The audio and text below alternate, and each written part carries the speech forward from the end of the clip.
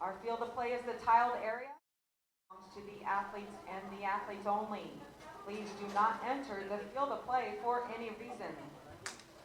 Also, as a reminder, BullTV.com is the exclusive live streaming home of the PWBA Tour. And we ask that you do not live stream from your personal device. All right, bowling fans, pick out your favorite athlete here. Cheer her on. Ladies, your arrows are up. You have a full set of pins. How about a great send-off on their quest to royalty at the 2019 USBC Queens? Good luck, ladies.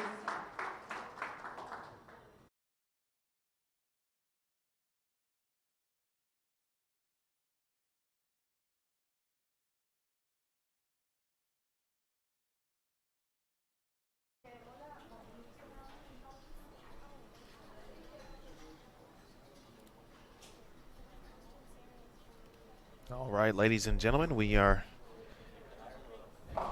getting closer and closer to knowing our final 5 participants of the 2019 USBC Queens. We know 2 of them at the moment, and they are Dasha Kovalova, who defeated Sin Lee Jane in the 1 versus 2 seed match. Kovalova will be the top seed. Lee Jane will be the number 2 seed. We have 2 contenders matches remaining before the Final 4 begin. Josie Barnes and Clara Guerrero, by virtue of their great starts to the day, and they were in the winner's bracket and made it to the winner's bracket semifinals. They lost their respective matches, and that got them essentially automatic spots into that Final 4-way match. 2 spots to go. And it will be Tanya Raumemper versus Shannon Pluhowski for 1, and Giselle Poss and Daphne Tan for the other. We have Pluhowski and Raumemper for you here on 29 and 30. Emil Williams Jr. with Stephanie Johnson. Hey, everybody. How are you? I'm doing all right. You know, I would much rather be on the other side of this platform, but, you know, my run here is done. If I looked at the bracket correctly, I finished in the 17th to 24th, bracket part of that. But, put it all out there, Emil, and sometimes it doesn't go your way. No stranger, obviously, to TV, specifically this show last year. You qualified for the show, and taking a look at the lane play situation, this pattern has been tricky throughout. What did you see for you that allowed you to either have some success when you did, and maybe what was the trickiest part of the pattern for you thought? Yeah, so I was C squad, so we saw the fresh the second time around that first day, and it looked like the play was to the right. A lot of the girls did not play very far to the right. However, our squad, after seeing a squad on fresh, decided that's probably what the game plan was going to be. So early on in qualifying, what looked good for me was more so a little bit of our stronger asymmetrical balls. But as the week progressed, those, for me specifically, looked worse and worse. So, yeah, it got tricky because once the majority of the girls kind of figured out that playing to the right was probably going to be the better option, it obviously went away quicker. So had to kind of shell down, get something that wouldn't burn up in the fronts, that would still continue down lane. So that's kind of what I saw even today when I was bowling. I did bowl 2 lefties my first 2 matches. You know, Shannon Pluhowski beat me the first match, and then I had a very close match against Andrew Ramirez, but the same thing. You know, I saw the exact same thing. So obviously no one was on my side of the lane, and it just came down to execution, and kind of who was going to come out on top. So like you said, that's kind of how this format goes. High series wins. I mean, you can take a look behind us on that bracket board and see some sets that are, 550 winners, Sure. and some 780 winners, so it's who you catch.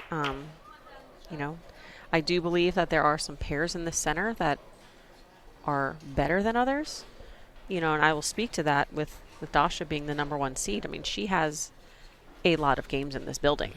Mm-hmm. She's no stranger to North Rock lanes. And I think there is something to be said about that. I can attest to that, winning my first major at Plano Super Bowl. I mean, that's my home. And there's just a different level of comfort, By no means am I taking away from her ability. But there is something to be said about being comfortable in your own home and being in your own bed. It does make a difference. Nice shot there for Rob Emperor in the 3rd frame after the open in the 2nd. So we saw Shannon Pluhowski defeat Shannon O'Keefe to advance in this match. Tanya Rob Emperor defeated Esther Chia.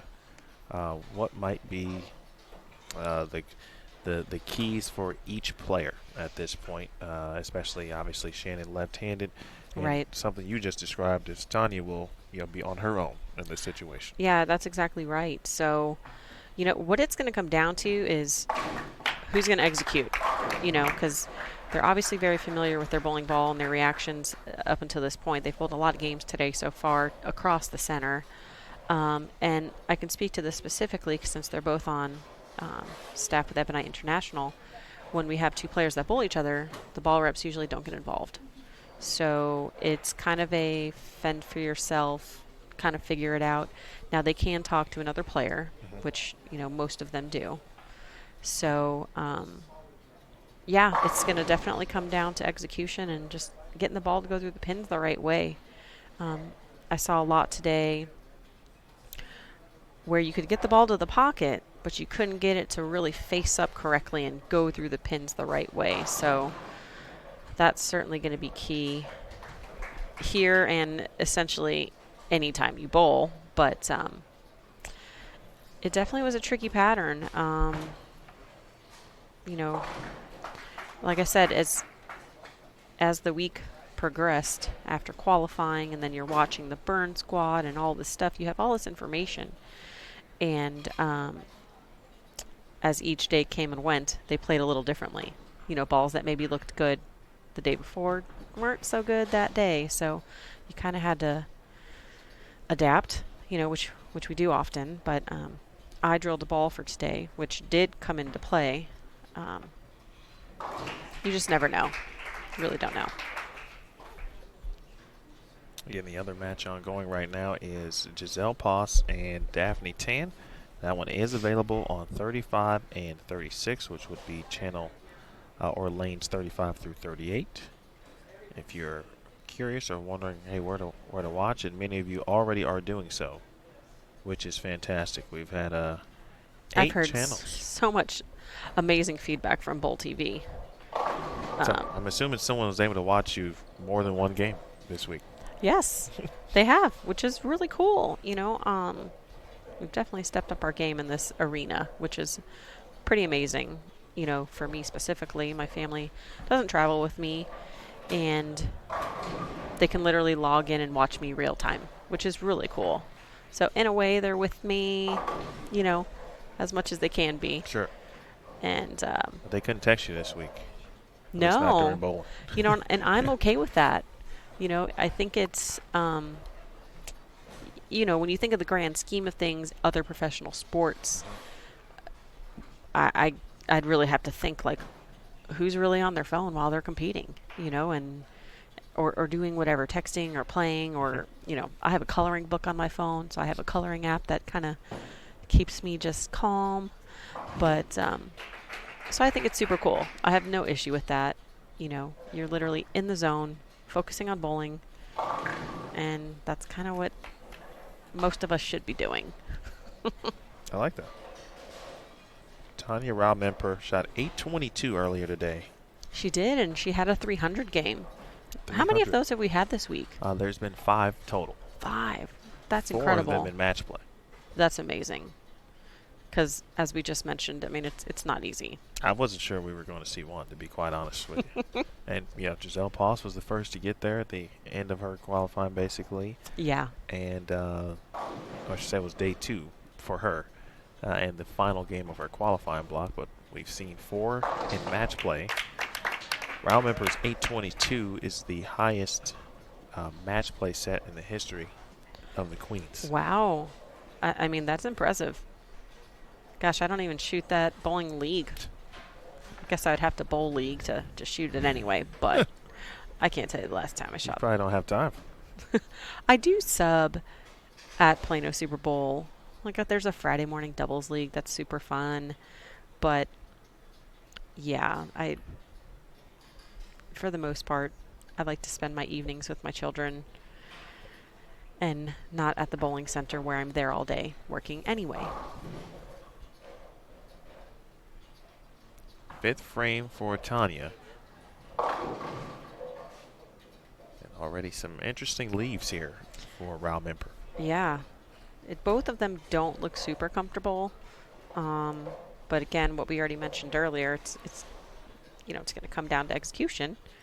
But again, like I said, with the whole ball reaction deal, I don't know what she was throwing her match prior to this, but I think oftentimes with this specific format, we get so stuck with, well, this ball worked earlier, it should work now, and then you try to manipulate ball reaction, and then all of a sudden you're really not throwing the ball well. So I know for me that absolutely came into play.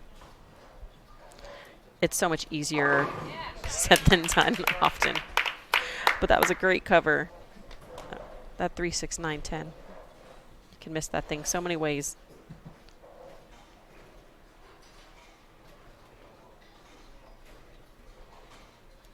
Here's Pluhowski clean through 4 but 1 strike. In her previous match with Shannon O'Keefe. She had a pretty substantial lead going into that last game. I don't know what it ended up, so... Shannon shot 560? Yeah, that sounds about right. I did talk to Pluhowski a little bit, and for her, it seems like it's going to be more tempo than anything. When she gets quick, and I don't know exactly what she's throwing. She was throwing urethane earlier, but she's definitely going to need that too. Yes, the purple urethane ball. She's got a couple of those.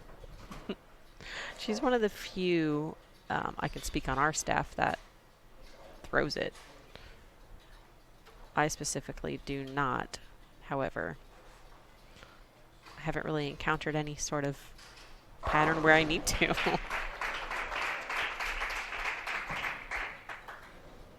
A round of applause there for Daphne Tan. Spare for Pluhowski. You mentioned tempo. And there were a couple times in that previous match where she got going and stopped. Yeah. And I think, without talking to her about that specifically, is that she just felt something wasn't right. Good for her for being able to stop. There were quite a few shots that I took that I couldn't, but wish I could have took back. Yeah, and that's super important. Every shot is so vital out here. You want to be all in at all times. So just kind of get back and reset and just get back up there and commit to it.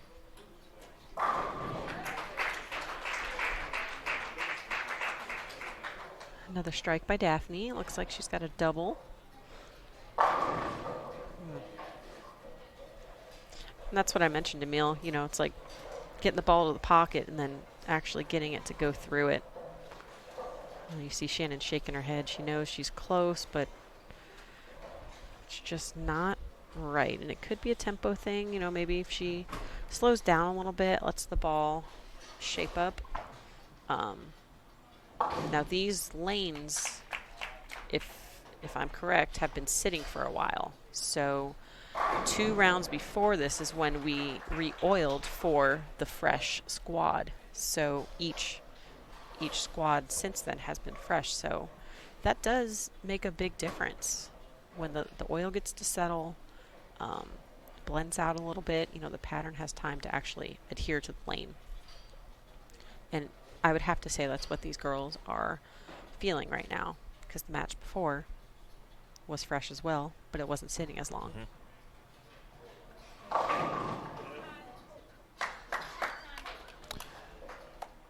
7-pin there for Raumemper. All good points that that you may. I mean, what might be some of the early things you'd notice if, you know, versus pattern that's been sitting for a little bit versus one that, you know, maybe only sat a half hour? So my experience with that is that the oil tends to kind of shift more down lane, which is kind of what we're seeing. It looks like the balls are trying to get to the pocket, and they are, but they just need a little more oomph, you know. So it could be a ball change, or it could be a little softer speed, you know, depending on what each individual player probably prefers to do. That's up to them to make that judgment call. But again, you know, when you've been throwing a ball all week that essentially has been working, you're more than likely going to stay with that ball a little longer because you have some trust in it. I can say that a lot of the women, obviously including myself, we tend to be our own worst enemy a lot of the time. And what I mean by that is we will often blame ourselves that, man, I just missed it a little bit at the bottom, or I was quick, or what have you, when it's really not the right ball. And that's hard. That's really difficult to really look yourself and say, wow, I did throw that good, and make a bold ball change and cross your fingers. But, you know, a lot of what we do out here is it's educated guesses. There's so many variables in this sport. The bowling ball is just one of them. That when you make a change, you have to be like 100% like all in on that. And, you know, our ball reps across the board, they're just a resource. They don't always have the answers. They're obviously observing a ton, and they know enough about our physical games, but, you know, they're giving you their best educated advice as well. So it's not all golden. If it was, it would be a lot easier. Joined in the booth by Stephanie Johnson. Yes, you are. I'm sure you enjoy having company. Yeah, it Just helps. changes the pace up a little bit, you know? It's good. Major champion, won the Cubica AMF PWBA Players Championship in 2018. Again, mentioned she made the Queen Show. You made 3 of the 4 major telecasts. I did. What was your And you know what? I was successful key then? technically on the Tour Championship show. That's true too. I was just You're right. in the booth. That's fair. You know, but I'll give you that. But you know, I wasn't bowling, so I'll you're give right. I'll give you the 4 for 4. You know. Yeah. You threw it out there, so I'll give you a little credit. You know, it's fun. I'm so grateful for that opportunity to do that. But yeah, you're right. No, I did make 3 of the 4 shows last year, which is pretty spectacular, if I don't say so myself. But certainly not easy to make any telecasts out here, for that matter. So this is the this will be the first live telecast tomorrow night, followed up by, I believe, is it 3 more Bowl TV telecasts, and then the rest of our season will be live. So that's super exciting. Very, very cool. It's kind of like the climax, you know. We're getting there. I agree. It's the season is, you know, once we get to that first major, then you know, hey, the season's about a third down, and you start kind of counting, you know, the majors at that point, because the U.S. Women's Open will be here, you know, before we know it. I'm telling you, like, it's already week 4. You know what I mean? It's crazy because it never fails. As soon as the season ends, there's people ask me, when you going bowling again? And you tell them, you're like 6 months, and then it's 5 months, and then all of a sudden it's 2 weeks, you know? So, that was a rough frame for Tanya. It's makeable. Chops the 10 off the 6. And now an open frame. Best she can do is get to 188. Not going to lie, I haven't quite figured out the scoring yet. It's easier when there's an open because you know that's it. So, like... It's been a doozy. I'm sure you're more versed than I am, because there were some games I thought I was going to bowl something different. And then I looked up and I was like, oh, that was wrong. But that's okay. Well, we have the luxury of arguably the greatest statistician of all time. Good. And Jason Thomas. I know. Like, he's your right-hand guy. Literally, like, to your right. It really, yeah. I can't reach out and like fist pump him though. There are some people. That's why I'm here, man. There are some people in occupying some seats, but in all seriousness, he has been updating certain matches or other matches that are ongoing, and making sure I'm good on the spares. And speaking of spares, yeah, back-to-back open frames on some mismakeables for Raumemper, and now, you know, for Pluhowski, who one strike here through 8 frames, still trying to figure some things out. Yeah, you know, whenever your competitor, I say, is struggling, I say more so it might be physical for Tanya with those makeable spares. I think it kind of loosens your arm swing a little bit, just because, okay, you're now ahead by a little more. So she's certainly very close. I think she's got the right ball in her hand. It's just a matter of some, like, fine little tweaks. And, you know, this pattern, again, you mentioned it earlier, it was tricky, you know, and I don't even know if Shannon Pluhowski has thrown that ball much this week. I know she threw it, if it's the same one, in her previous match with Shannon O'Keefe. She did throw it against Shannon. You're right. But similar situation where she started with urethane, then went to the react. Yes. I mean, you really have to ask yourself, okay, is it me or is it the lane? You know, the ball choice, that kind of stuff. And like I mentioned earlier, you know, when I can speak to this, because when 2 of our staff members bowl each other, it's one for all, you know? And it's crazy because I think, you know, as professional athletes, you don't get to this level not having any sort of clue and not knowing what you're doing and trusting your instincts, you know? Because at the end of the day, you're the one bowling, you know, and you know if you feel comfortable, if you're throwing it good.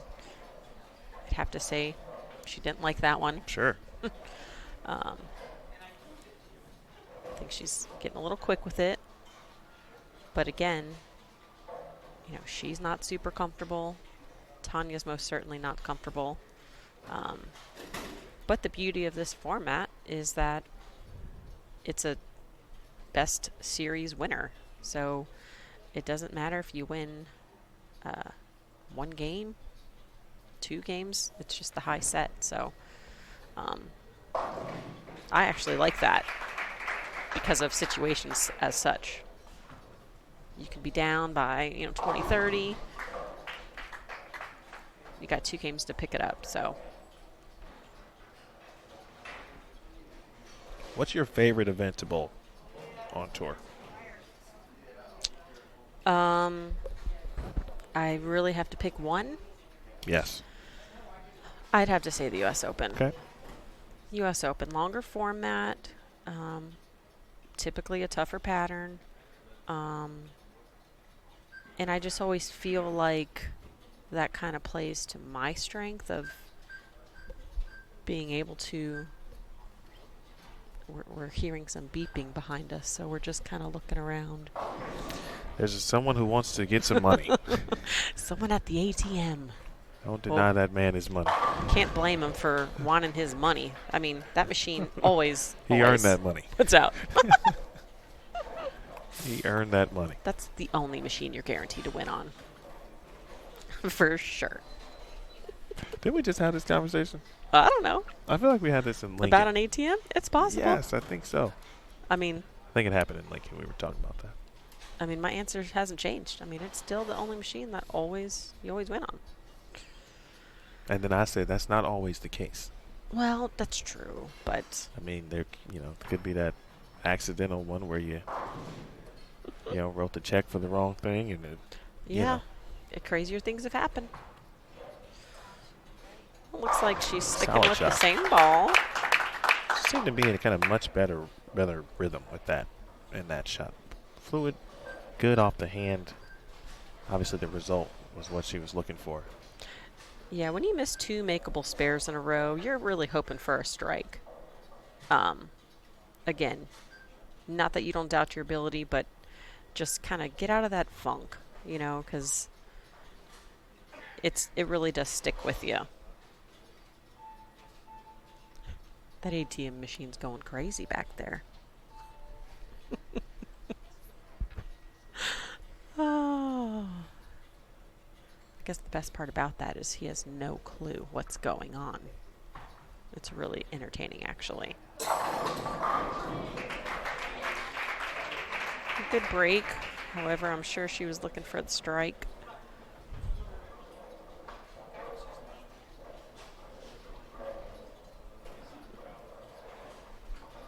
How's it looking over on the other match, Emil? Daphne Tan, that early lead, 213, 192. Okay. Giselle opened in the 10th, split in the 10th, working on a 4-bagger at that time. She had a couple opens that game. Looked like a couple splits, but a couple maybe one of them was makeable.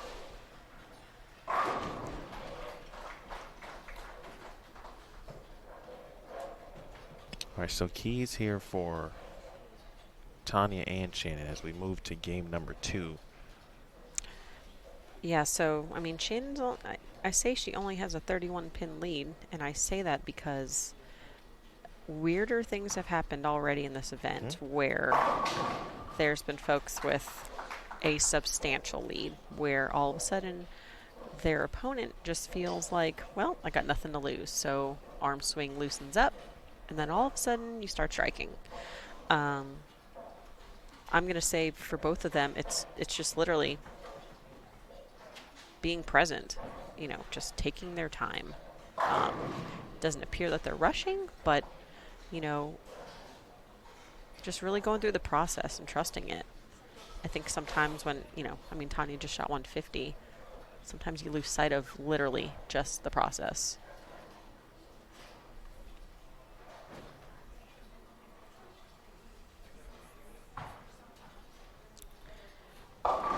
Does look like she changed balls. Not the result she was hoping for. But,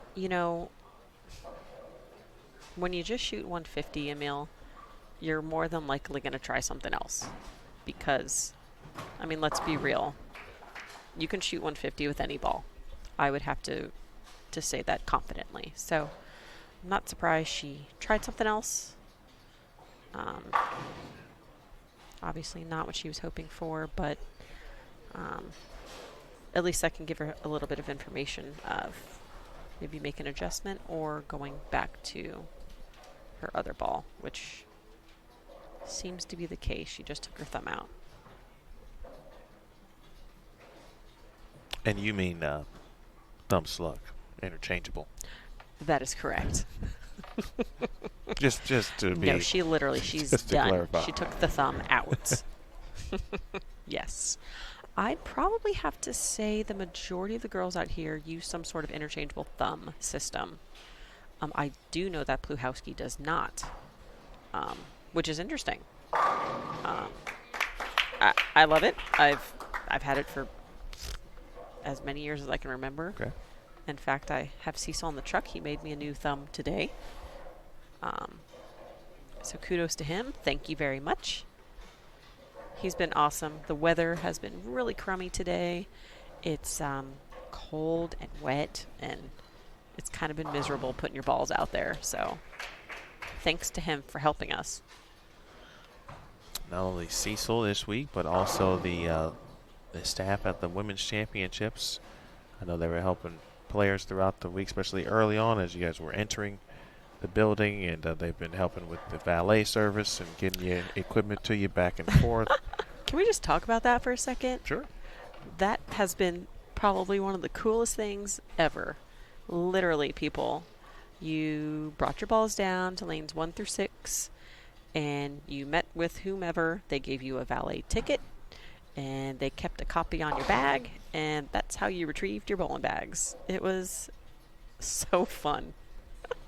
I thought it was a joke. I was like, oh, for real? Like, it's actually like valet where I get a ticket?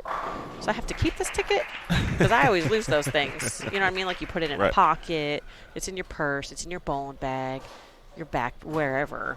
But, I mean, I kept it in my backpack. So it was pretty cool. Pretty cool. Full service operation. Full service here at North Rock Lanes. They had it down pat. It was awesome. So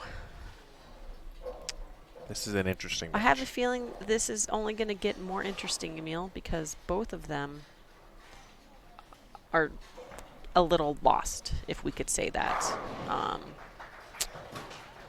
I want to say Shannon was actually throwing a different ball as well. They're all kind of purple, so it's like purple 1, 2, 3, 4. I don't think that was her urethane ball. If this is you bowling, Okay. what are you attempting to do in this situation where you don't have command of the lanes? You're Right. fishing. So if you're out there in this situation, how are you trying to cope and, of course, make sure you stay in it mentally as well? Yeah. So, speaking of the mental side of it, I mean, this is a huge match. The person that wins, both this one and Giselle and Daphne's, will advance to that 4-person bracket to essentially have a chance at the show. So you can't help but have that in the back of your mind that there's so much weighing on this. However, at the end of the day, it's still just bowling. So for me, I would literally have to take some time to just write in my notebook. I jot notes and write lots of positive things to myself. Because when things aren't going well, you tend to tighten up. You start losing your focus. It's now over here instead of, on your bowling. I'm more process-oriented versus result-oriented, and I think that helps me. Everybody's different. But for them, obviously on the outside looking in, I definitely think they just need to take an extra moment and execute. They're trying to execute left lane. 2 solid shots. Yeah, so Back to back. she's... and it's interesting, too, to see the momentum shift. Like we mentioned earlier, this is a 3-game series, winner advances versus, best 2 out of 3.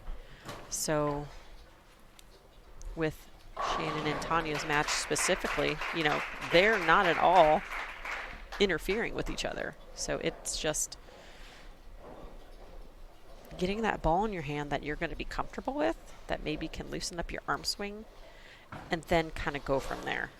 All right, 4th frame strike there for Pluhowski. She definitely liked that one.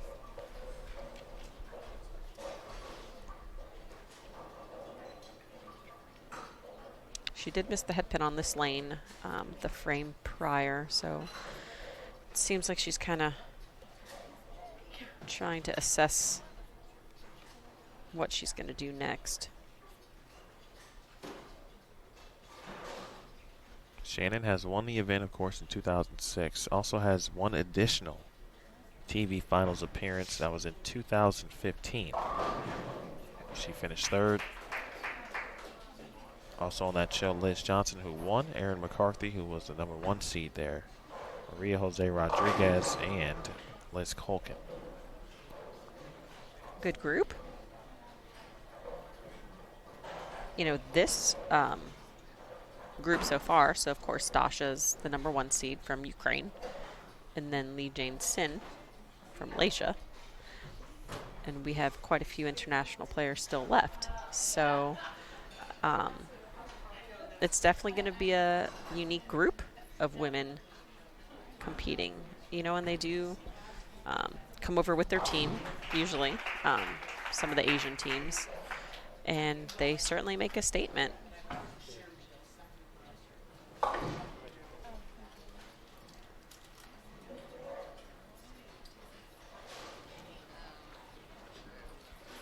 Malaysia's just here for 2 events. They were here at last week in Lincoln. Made the drive this week to Wichita, Kansas. And they will be heading back.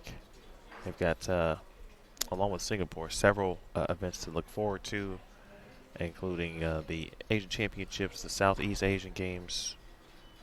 And I think this is great preparation for them.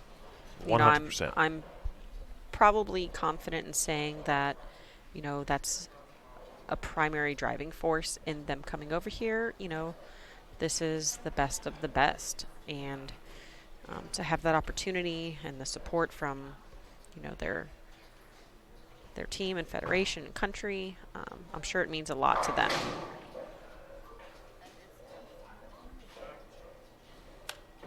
All right, Robin String ends at 3, but she looks to be on the up and up now. And a good game plan.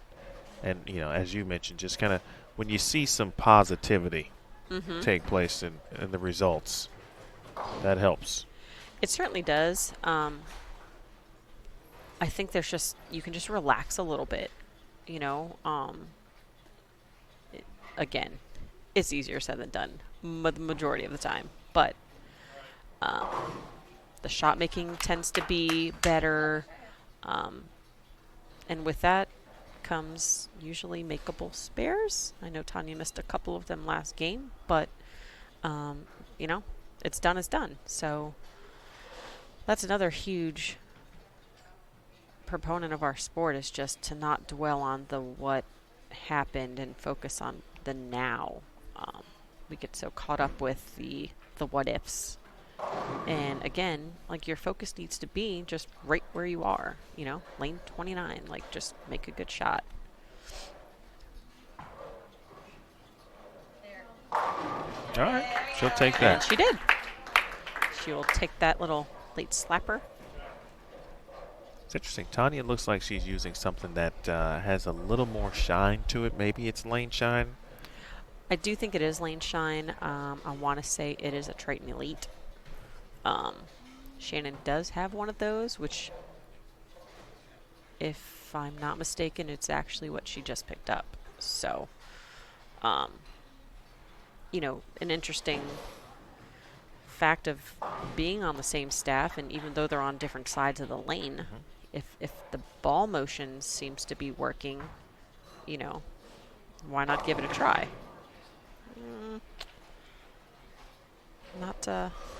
Not what she was hoping for.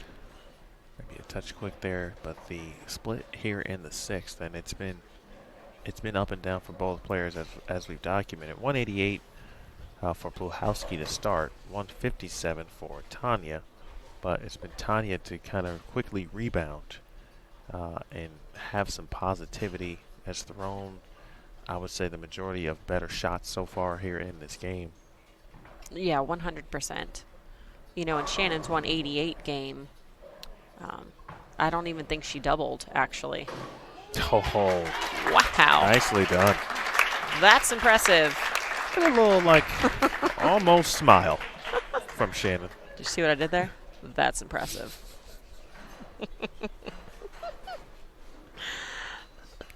So, It was. it was. Everybody, that was impressive. But that exact moment can change the momentum of the entire match. Because you go from thinking, "Ugh, another split, another open," you end up picking it up. And we'll see how she kind of rebounds here. Hey, you never know. This could be exactly what Shannon needs. Hello, Deborah checking in. Appreciate you tuning in. Great shot. That there. was a great shot. Arguably the best of the match so far for Puchowski. When she came off the approach after first leaving the 6-7, she kind of motioned with her hands like bowlers tend to do. And it almost seemed like she was kind of referring to the angles of which she was attempting to play, and obviously not where she wanted it. Right. At that point. That shot, I believe, looked to me exactly what she was looking for. I would say so. And the result was probably what she was hoping for. Ooh. I'd say best shot of the match there for Tanya. That was a great shot. It really was. Tanya has been, let's look at the road. I think she's had a long journey. She too lost her first match. Yeah, so she's literally been in the contenders bracket since yesterday at 1:30. This will be match 7 of the contenders bracket, specifically for Tanya because of when she lost. Correct. She lost her first round match to Laura Plaza's 583 to 544. 8th frame popped up immediately, but she gets a break. Got a break. She will take it. She's feeling good. We'll see how Shannon can answer that. So Tanya went then defeated Liz Johnson. She did. That was a close one, though. Oh. If I recall correctly. It was Because they were for a on bit. the high end of the house. Yes, and Tanya ended up shooting 268. And Liz either split, I believe, in the ninth. Great shot there for Puchowski. But so Rob Memper defeats Liz Johnson, then on to Jen Russo, which she defeated 696 to 540. Shot 750 at Liz Johnson. Then another legend, Carolyn Doran Ballard, in which CDB needed a strike in the 10th frame. First shot left to 7-pin. I did see that. That was a rough one. I did hear some bowling balls clanking after that match. But, you know, our emotions are real. And it's tough to lose that way. Puchowski for 3 in a row. Bang. Wow. That was a rocket to the pocket, Emil. That's what I call that. You wouldn't be wrong. But hey, if that's the result you're going to get, that's what I'd be doing too. Yeah, well, the split conversion. And again, in the very It's exactly what I told you. raw, The momentum. sly smile that she was able to get from that. Yeah. You go from leaving it to thinking, ugh, another open, here we go. Picking it up, and now we have a turkey. Certainly keeping it close. Shannon was up 31 going into this match. And Tanya's certainly doing her best to close that gap even more. Flat 10 A little for flat, but as my mom would say, it's pick-upable. So I'm pretty sure she will take extra second here.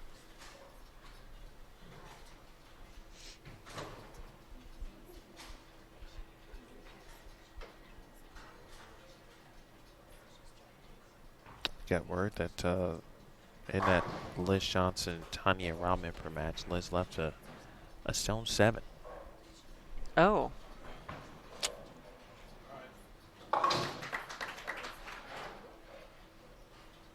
All right, good spare there for Raul Mimper. She then went on to defeat Sherry Tan, another lefty, and one of only a couple, I believe 3 total, that advanced to match play. Then shot 822 against Verity Crawley this afternoon, and just defeated Esther Chia of Malaysia. It's pretty in the round incredible. prior. Yeah. 707 to 681. It is interesting to look at the bracket, the scores that win and the scores that lose. It's just a matter of who you get paired up against.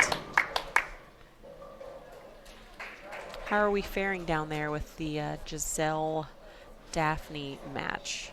What do we got? Daff has struggled here. She's got 2 opens. She can only get to 191. Giselle on a double Can get to 227. So that'll close that gap. That's a pretty close match still. It is.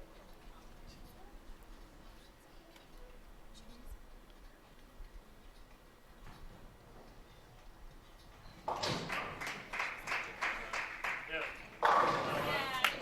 can see the confidence grow with each and every great shot here from Raul Mimper. And she makes a beeline to the bag. Gonna try something different, you know. It's you always have to be one step ahead. And even though she's got some good mojo going, you always want to see if there's something better. Another one of our purple balls. Let me ask you, what might she be looking for?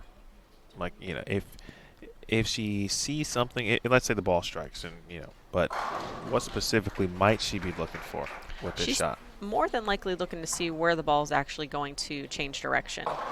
If it might give her some room left to right, that kind of thing.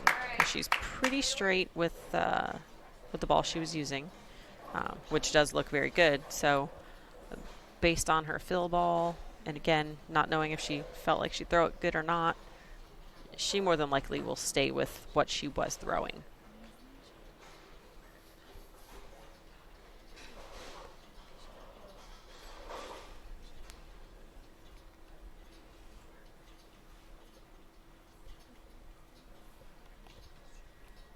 Big 10th frame for Shannon here to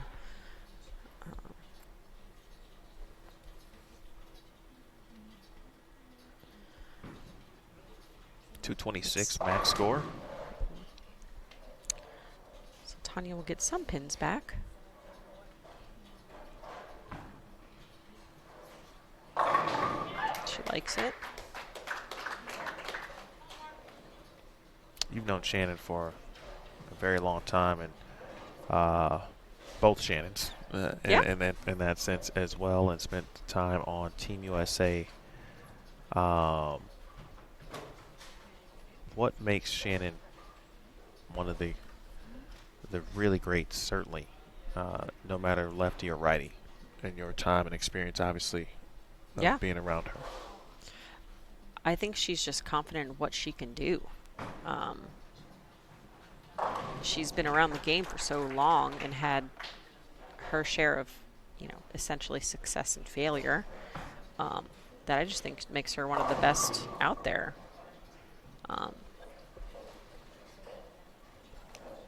I'm certainly happy she's on my team. That's for sure.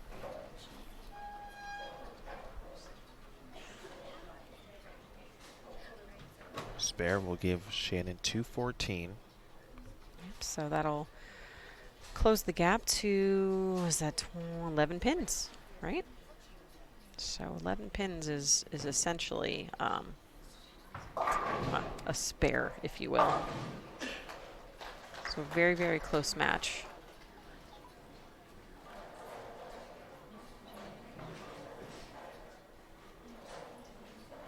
And it looks like the Giselle Daphne match is also very close. Boss shoots 201 in game 3 to get to 393 after 2. See if Daphne can get up there and close that a little bit. Has anyone, and obviously you've been focused on what you're supposed to be doing in regards to bowling, but is any player or players where you've had a chance maybe to watch, a few matches or something like that, or take a peek and say, wow, this player has really kind of impressed me this week. This player stood out in a sense for you. Yes, that would be Lee Jameson. She essentially had an okay qualifying. I think she got in with plus 90 something. I think the cut was around 50. So I mentioned that because she didn't have a fantastic qualifying, if you will, which to me says, her look wasn't great. I do not know if they drilled any balls. I would have to assume that that may have been the case, but her look has been substantially greater than anyone that I've seen. It's without looking at the bracket, I want to say her low set has been 730, 740, which is ridiculous. I mean, she made it look like she was bowling league out there. I mean, she had a 780, a 760. It was very, very, very impressive to watch. So yes, she absolutely stood out to me. And she's on the show. So I'm pretty sure she likes her chances. I did not see the match with her and Dasha, so I don't really know how that all ended up, other than obviously Dasha beat her. But well, her low 3-game total was actually that match. oh, okay. She shot 636. Before that, it was 747. Oh, Not the airplane. Yep. But she did go on to set the all-time match play average record. Wow. Averaging and that includes a 636? That includes. Which is ridiculous. It was 256 prior to that match. Oh, my gosh. That is insane. 248.72. Wow. Set the new 18-game match play record, which was held by Kim Terrell Kearney, and she set that in 2002. Wow. That's impressive, folks. That's very hard to do. I'm telling you, watching her bowl was like she was bowling in a league of her own. Thankfully, I didn't bowl her, but, I'm sitting here,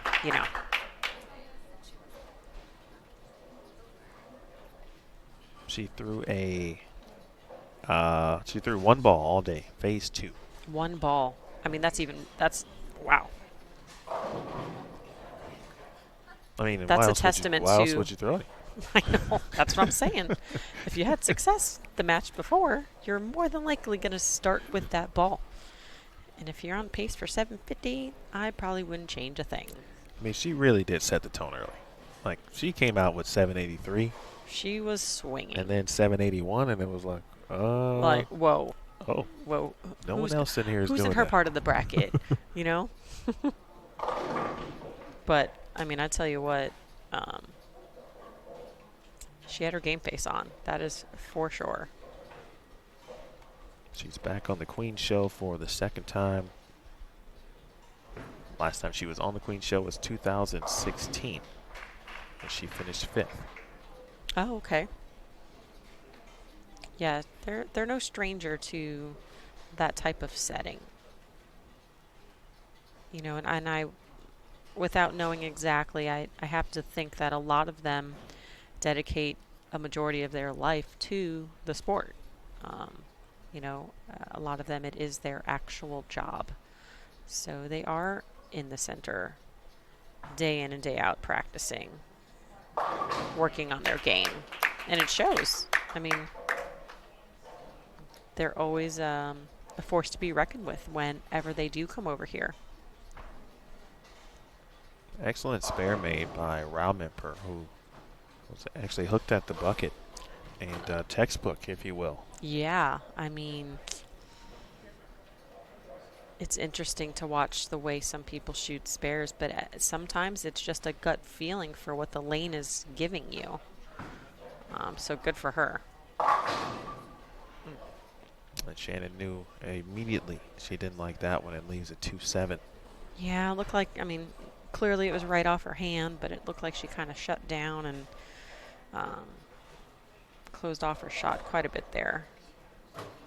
It's makeable, but, you know, if not, it'll certainly open the door for Tanya, who does have an open so far. She came in with an 11-pin lead.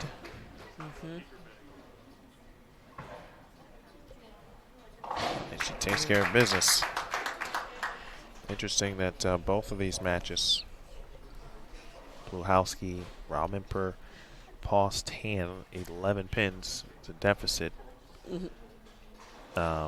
entering game 3. It's an interesting number, too. Again, I mean, it's literally a spare. But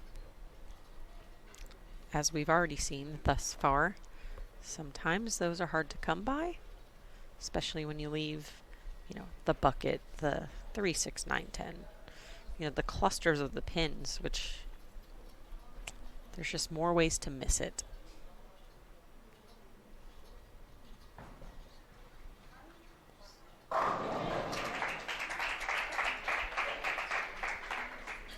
Lots of clapping down there. Daphne just struck. Pluhowski, that one's a touch left. You can see the differences in what. Looked left and it looked fast, which is probably a double negative for what she's hoping for. She doesn't look like she has a lot of room to play with, a lot of area on the lane to get to the 1-2 right now. Yeah, you know, and like I said, with these lanes having sat for essentially a couple hours now, the oil has really settled. And a lot of it just kind of shifts towards the back part of the pattern, so it just feels tighter, which is probably why you see more of the girls playing more direct, because they feel like that's what the lane is making them do. Again, the majority of the field probably played this pattern to the right, with the exception of perhaps the burn squad. But even then, I don't know of many that got left of the track that actually scored well. So it was an interesting pattern for sure.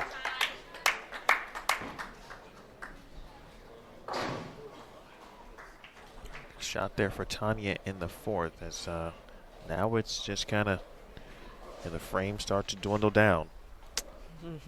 Do you ever feel that, you know, like you know the frames are leaving, you're running out of frames, so to speak? Do you ever feel like that? Do you feel that, you know what I mean? Oh, yeah. You do? Okay. Yeah, for sure. That's definitely a thing. I experienced it in my last match. You know, I needed 3 more frames. I mean, like maybe a game, but yeah, absolutely. When you do the math in your head and you just, you know, you run out of time, you run out of frames. And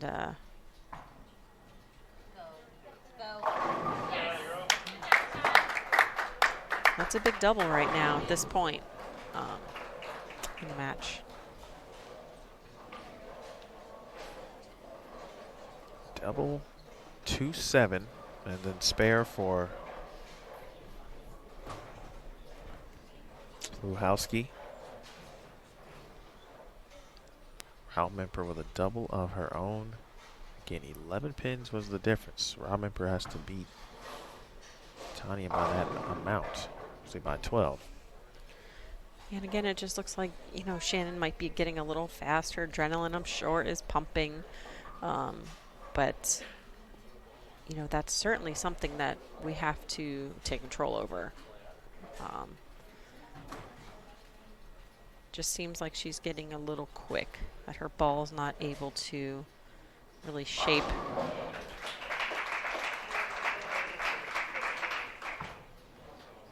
But a good spare halfway through the match.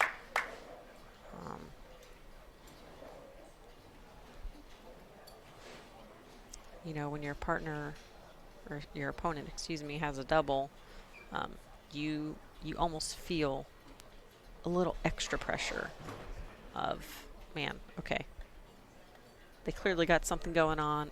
I need to figure it out pretty fast.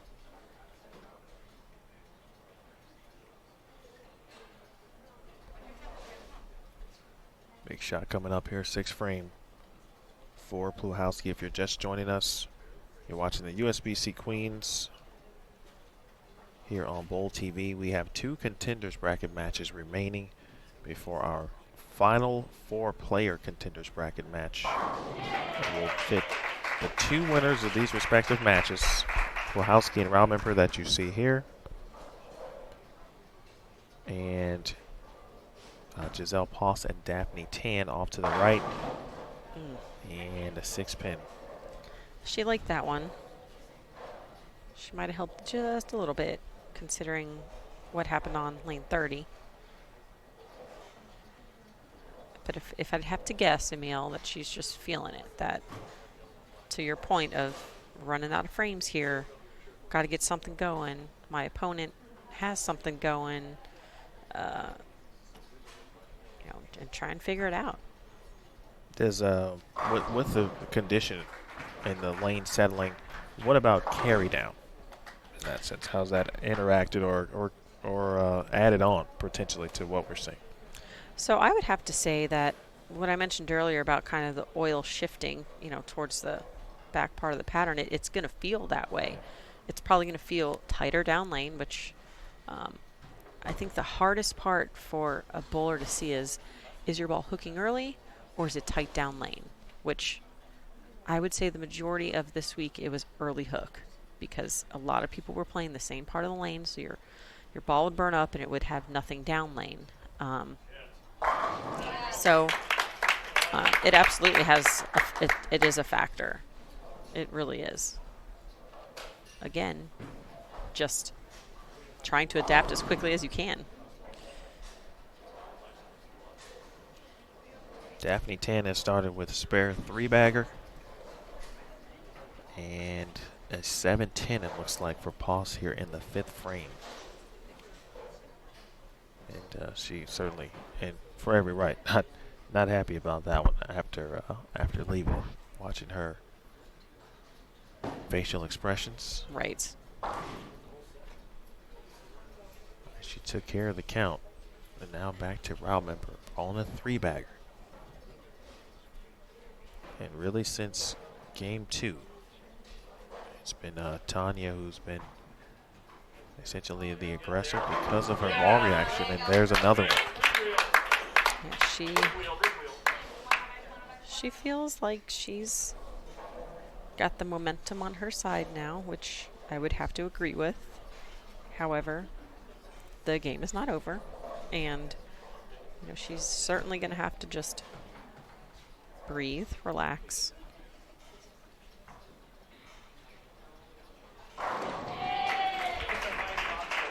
Make that 4 in a row for Daphne Tan. Yep.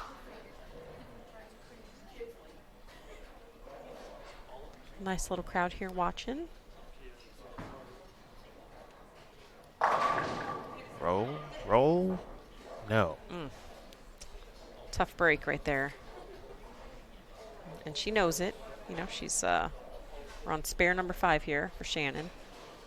Again, her opponent has 4 in a row, so she 100% is feeling the pressure of, I'm going to need to put some strikes together if I'm going to win this match. And I think you did mention it earlier. She is the lone lefty left.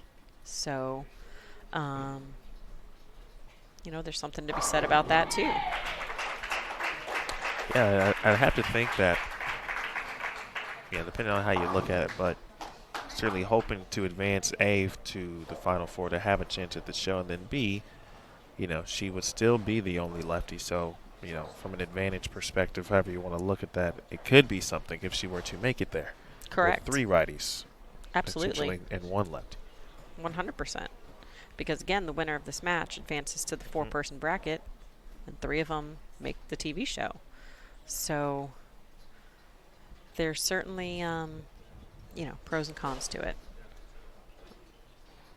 I don't necessarily agree that lefties always have it easier.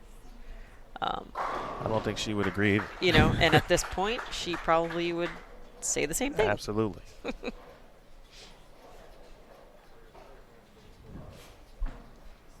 Eighth frame, didn't like it.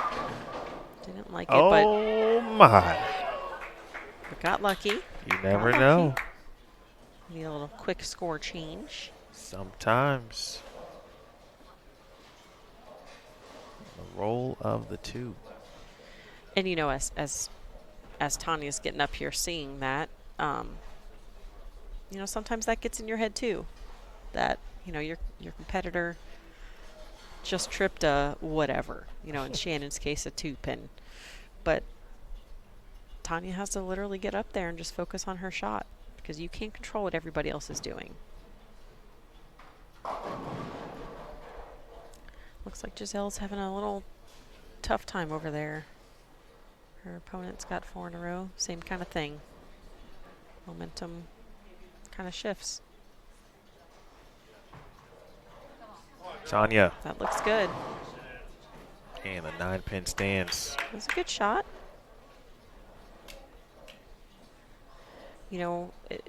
Leaving something like that, you feel like, okay, I can make a small adjustment off of it. My ball's kind of shaping up. It's doing the right thing.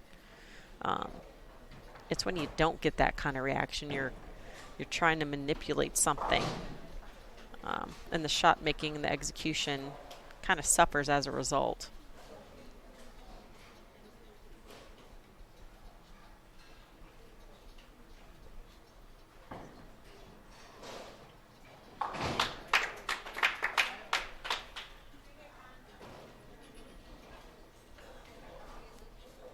All right, spare made for Rao Memper. She's got 237 max. Pacing into 2 teens if she were to go strike spare in the 10th, for example. And Shannon, of course, will finish the match first, putting pressure or not on Tanya to get up in the 10th and, finish the match. It's always interesting, too, Emil, when the higher seed does get to pick who starts the match and their thought process behind such. For me, I like to start the match because then you end last. You're the one needing to be up there making a shot, obviously assuming if it comes to that point. I prefer to not leave that in my competitor's hands, if at all possible. So it is interesting to see which ladies decide to start and or finish.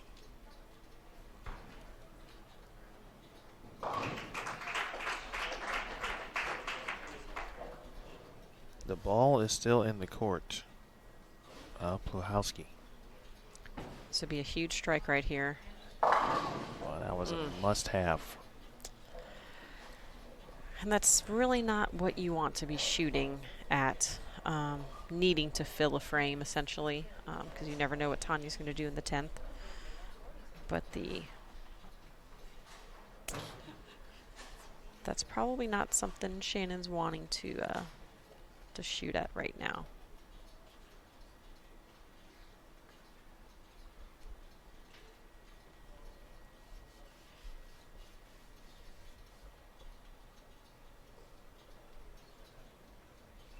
Pluhowski waiting for Daphne Tan to complete her shot before stepping up 2-4, 7-8.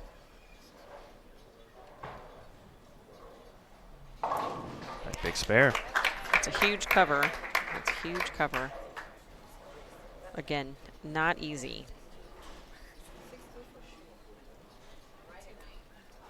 So now, I mean, this is a must-have. Pluhowski's max score is 214 this game, 616 for the set.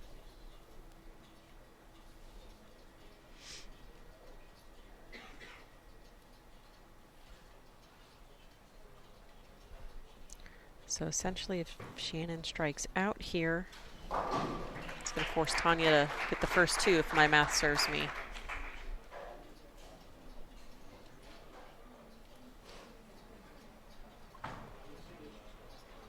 And the situation changes again. Yeah. 3, 5, 6. You can just tell this entire match, Shannon has not been comfortable. Obviously, she went high on the right lane, went light on the left lane. Not super comfortable.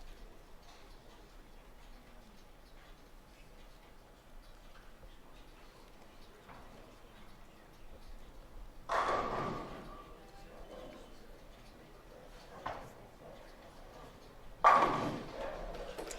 a good cover, nevertheless, but I think she pretty much knows it might be over at this point. Well, if Shannon strikes here, Tanya will need a spare and 7. Which is not guaranteed. Not guaranteed. You know, in a situation like this, whether Shannon's doing the math or not, I mean, you still want to get all you can get. If you're not mathematically eliminated, you really never know. She's going to need a spare no matter what. And again, that's no gimme by any stretch, especially when you know you need it. They're a little harder to come by. 6:02.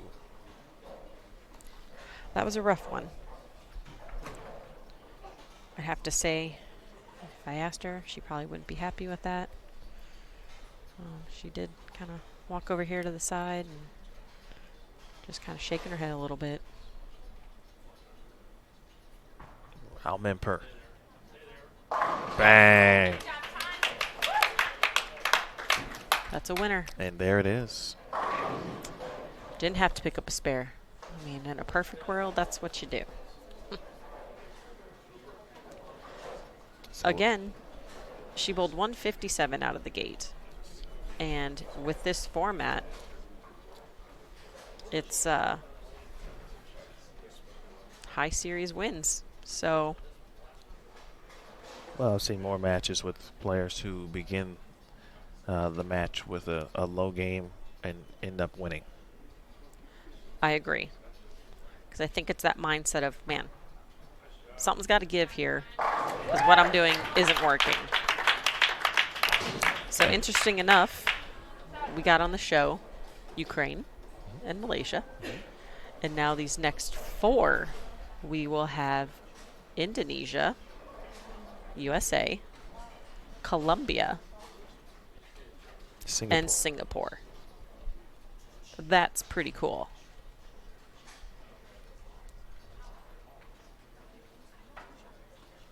Daphne Tan has won mathematically over down there. Tanya Raumemper is advancing to the Final 4 contenders match. Another great run at a major event for Shannon Pluhowski, but she falls 628 to 602. I think that one's going to sting a little bit, you know, just because you never know, you know, with our specific situation with the ball reps, you know, not really being able to maybe bounce it off of one of them. If anything would have changed, I do not know, but nevertheless, a great tournament. Great for Tanya, great for Daphne. So between them and Clara and Josie, 3 of them will advance to the TV show. The low woman will be eliminated. That did happen to me one year. You like to think your odds are good, you know, 3 out of 4, but someone's got to be that 4th person. And, yep. Was that 2017? No. That was 16? I don't remember what year 16. that was, because last year I made it through the bracket, that exact bracket as well. I think it was 16. It was 2016. I remember that, actually. Because it was in Las Vegas. Yep, it was at the Orleans. Yeah, you're correct. But anyway, you know, it's over. Here we are. Yes, we just checked. I was 6th. So I believe this next match will start in 20 minutes. It'll be a 20-minute break approximately. after the conclusion of the Daphne Tan Giselle Poss match, which is in the 10th frame. So don't go anywhere, anybody. A couple shots to remain. We'll move a camera. Are they bowling on 31 and 2? They're going to be on 27 and 28. Okay, the other way. Gotcha. So it will be interesting to see how that match plays out, so to speak. Because Well, again, I was just saying, give me your early thoughts. So we've got Daphne Tan. You're gonna watch the way, and the way folks like to play the lanes or throw it. So Daphne, you know Josie very well. You know Clara very well, and Tanya. correct. Just picking someone here. Is that what we're talking about? No, just more of a from the analyst chair, Yeah. if you will, and how you might expect them. We know where they might play because Correct. that has really been defined at this point. Yes. But in a so now three-game- we're in a situation right, where with there's 4 4. players. Exactly. There's 4 people on the pair, so it's double of what we've seen in the past however many matches Right. that have been gone on. And essentially, some pairs during qualifying didn't even have 4. So we're going to see more ball changes. I would have to imagine the girls not playing as straight because I'm going to believe they're going to be on top of each other a lot. Claire's a little slower. She'll probably be a little more left. Definitely ball changes a lot faster. And I would say maybe even opening up the lane a little bit. Like I said, they've typically played pretty direct up the lane, but with twice as many people throwing balls. Some with surface. That front part of the lane is going to go pretty quickly. So I think some of them will hit the abort button and some will just make ball changes.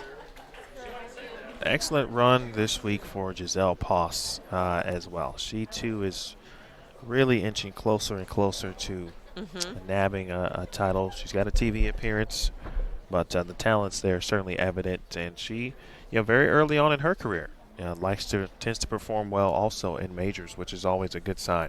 Yeah, absolutely. Yeah, she's a great little player, and she's got so much power. It's really cool to watch. A lot of the college girls, so to speak, up and coming. It's really nice to see. Our elimination bracket here. Let's give a big round of applause to Shannon Plahowski and Giselle Poss on their great finish here at the USBC Queen. Thanks to Neil Milligan. Coming up next in approximately 20 minutes at 6:05, we will begin our next match on 27 and 28.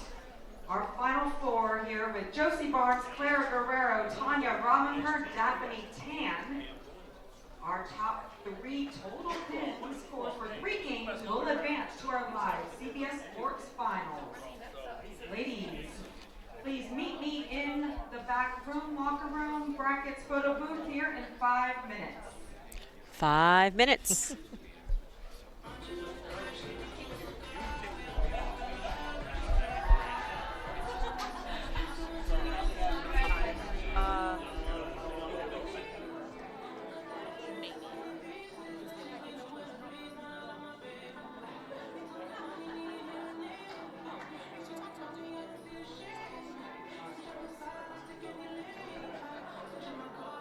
All right, folks, we'll be a 20-minute break. We'll take a change and make a move. And I want to thank Stephanie Johnson for joining me here for the Tanya Rodman for Shannon Plahowski match. Great insight, and I'm sure the viewers loved it as well. Well, thanks for having me. Maybe next time you'll be talking about me bowling I agree. in the future. And before you go, where can the viewers follow you? Social media. Oh, they can follow me on Instagram at Stephanie11184 or Facebook, Stephanie Johnson Fans. And if there is a player a viewer who wants to help another viewer subscribe to Bowl TV, how can you help said viewers with that? We have our very own coupon code, if you will, for 15% off an annual subscription, and my code is PWBA Stephanie J. With an F. With an F, people, not a PH. That's right.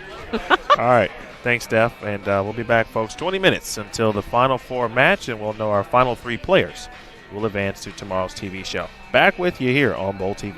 Bye-bye.